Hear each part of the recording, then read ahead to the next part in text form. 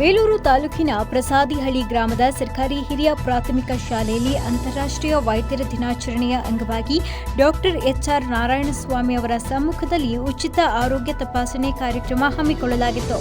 ಸನ್ಯಾಸಿಹಳ್ಳಿ ಗ್ರಾಮ ಪಂಚಾಯಿತಿ ವ್ಯಾಪ್ತಿಯ ಪ್ರಸಾದಹಳ್ಳಿ ಗ್ರಾಮದ ಸದಸ್ಯರಾದ ಪಾರ್ವತಿ ಮಂಜುನಾಥ್ ಅವರ ನೇತೃತ್ವದಲ್ಲಿ 100ಕ್ಕೂ ಅಧಿಕ ಮಹಿಳೆಯರು ಹಾಗೂ ಪುರುಷರಿಗೆ ಉಚಿತ ಆರೋಗ್ಯ ತಪಾಸಣೆ ನಡೆಸಲಾಯಿತು. ಖ್ಯಾತ ವೈದ್ಯರಾದ ಡಾಕ್ಟರ್ ಎಚ್ಆರ್ ನಾರಾಯಣಸ್ವಾಮಿ ಮಾತನಾಡಿ, ಮನುಷ್ಯನ ಬದುಕಿನಲ್ಲಿ ಆರೋಗ್ಯ ಬಹುಮುಖ್ಯವಾದದ್ದು. ಇತ್ತೀಚಿನ ದಿನಗಳಲ್ಲಿ ದಿನಾಚರಣೆಗಳು ಕೇವಲ ಆಡಂಬರದ ಮೂಲಕ ಸಂಭ್ರಮಿಸಿಕೊಳ್ಳುವ ಪ್ರವೃತ್ತಿಯಾಗಿದೆ. ಆದರೆ ವೈದ್ಯರ ದಿನಾಚರಣೆ ಕೇವಲ ವೈಯಕ್ತಿಕ ಕಾರ್ಯಕ್ರಮವಾಗದೆ ಆರೋಗ್ಯದ ಬಗ್ಗೆ ಅರಿವು ಮೂಡಿಸುವ ನಿಟ್ಟಿನಲ್ಲಿ ಈ ಗ್ರಾಮದಲ್ಲಿ ಆಚರಿಸುತ್ತಿರುವುದು ನನಗೆ ಸಂತೋಷ ತಂದಿದೆ. ಆರೋಗ್ಯದ ಬಗ್ಗೆ ತಾತ್ಸಾರ ಮಾಡದೆ ಉತ್ತಮ ಆರೋಗ್ಯದ ಕಡೆಗೆ ಗಮನ ಹರಿಸಬೇಕು, ಸಾರ್ವಜನಿಕರು ವೈದ್ಯರಿಗೆ ಸಹಕರಿಸಬೇಕು ಅಂತ ತಿಳಿಸಿದರು. ಗ್ರಾಮಸ್ಥರೆಲ್ಲರೂ ಡಾಕ್ಟರ್ ಎಚ್ಆರ್ ನಾರಾಯಣಸ್ವಾಮಿ ಅವರಿಗೆ ಸನ್ಮಾನಿಸಿ ಗೌರವ ಸಮರ್ಪಿಸಿದರು. ಇಡೀ ಪ್ರಪಂಚದಲ್ಲೇ ಕೋವಿಡ್ ಇತ್ತು, ಭಾರತ ದೇಶದಲ್ಲಿ ತುಂಬ ಜಾಸ್ತಿ ಇತ್ತು.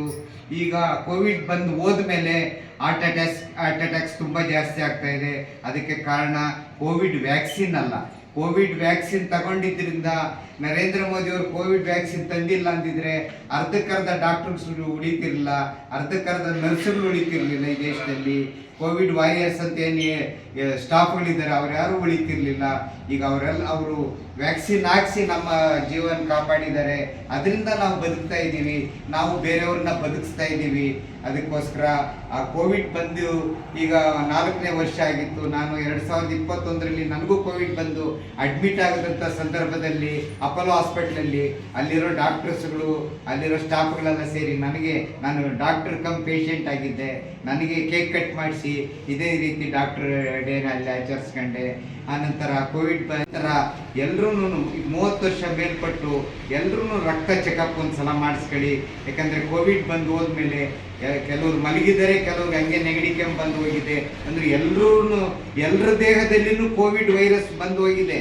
ಹಂಗಾಗಿ ಡಯಾಬಿಟಿಸ್ ಮೆಲೈಟಸ್ ಅಂದರೆ ಶುಗರ್ ಕಾಯಿಲೆ ದುಪ್ಪಟ್ಟಾಗಿದೆ. ಆಮೇಲೆ ಹಾರ್ಟ್ ಅಟ್ಯಾಕ್ಸು ಎಸ್ಪೆಷಲಿ ಲೇಡೀಸ್ಗೆ ತುಂಬ ಜಾಸ್ತಿ ಆಗ್ತಾ ಇದೆ.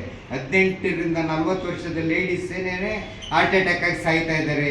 ಅದರಿಂದ ಅವರೂ ಸಹ ಕೊಲೆಸ್ಟ್ರಾಲ್ ಇರ್ಬೋದು, ಆಮೇಲೆ ಶುಗರ್ ಇರ್ಬೋದು, BP ಅವನ್ನೆಲ್ಲ ಚೆಕ್ ಮಾಡಿಸ್ಕೊಂಡು ಅವ್ರ ಆರೋಗ್ಯ ಕಾಪಾಡಿಕೊಳ್ಳಿ ಅಂತ ಈ ಸಂದರ್ಭದಲ್ಲಿ ಡಾಕ್ಟರ್ಸ್ ಡೇ ಸಂದರ್ಭದಲ್ಲಿ ಎಲ್ರಿಗೂ ಸಹ ಒಳ್ಳೆ ಆರೋಗ್ಯ ಭಾಗ್ಯ ಸಿಗಲಿ.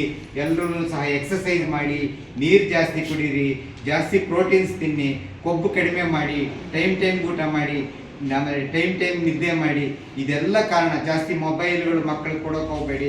ಯಾಕಂದರೆ ದಿನಕ್ಕೆ 1ರಿಂದ 4 ಅವರ್ಸ್ ಮೊಬೈಲ್ ನೋಡಿದ್ರೆ ಅದನ್ನು ಸಹ ಹಾರ್ಟ್ ಮೇಲೆ ಎಫೆಕ್ಟ್ ಆಗುತ್ತೆ. ಅದಕ್ಕೆ ಮಕ್ಕಳನ್ನು ಸಹ ಹಾರ್ಟ್ ಅಟ್ಯಾಕ್ ಆಗಿ ಸಾಯ್ತಾ ಇದ್ದಾರೆ. ಲೇಡೀಸ್ ಜಾಸ್ತಿ ಹಾರ್ಟ್ ಅಟ್ಯಾಕ್ ಆಗಿ ಸಾಯ್ತಾ ಇದ್ದಾರೆ. ಇದಕ್ಕೆಲ್ಲ ಕಾರಣಗಳು ನಾವು ಟೈಮ್ ಊಟ ಮಾಡದೇ ಇರೋದು, ಆಮೇಲೆ ನಾವು ಏನು ಫೈಬರ್ ಕಂಟೆಂಟ್ ಅಂತ ಹೇಳ್ತೀವಿ, ಆ ಫೈಬರ್ ಕಂಟೆಂಟ್ ಇರೋ ಫುಡ್ ತಿಂದಿರೇ ಇರೋದು. ಅನಂತರ ಚಪಾತಿ, ತರಕಾರಿ, ಹಣ್ಣುಗಳು ಅವೆಲ್ಲ ಜಾಸ್ತಿ ಮಾಡಬೇಕು. ಈಗ ನಾವೇನು ಮಾಡ್ತೀವಿ, ಊಟದ ಟೈಮ್ನಲ್ಲೇ ಹೋಗಿ ಪಾನಿಪುರಿ ತಿಂತೀವಿ, ಆಮೇಲೆ ಗೋಬಿ ಮಂಚೂರಿ ತಿಂತೀವಿ.